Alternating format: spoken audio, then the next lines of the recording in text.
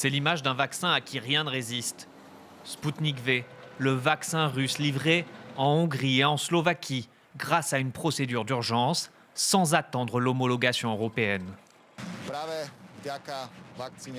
Grâce à Sputnik V, il sera possible d'augmenter le taux de vaccination de 40% dans un futur proche.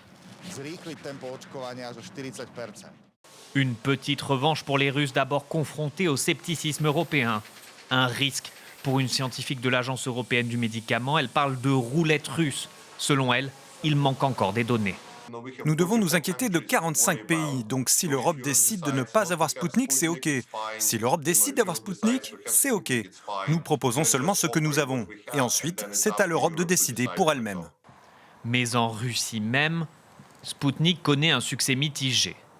Côté pile, à Moscou, il y a la vaccination ouverte depuis 2 mois pour tous, sans pénurie et sans attente.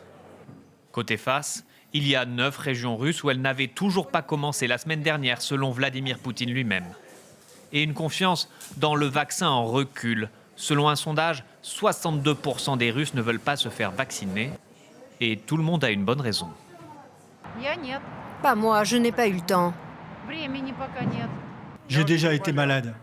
Je n'ai pas envie d'injecter des corps étrangers dans mon organisme. Si c'était obligatoire pour tout le monde, oui, je le ferais. Pour le moment, non. Résultat, 4 millions de Russes ont reçu au moins une dose de vaccin selon des chiffres datant de la semaine dernière.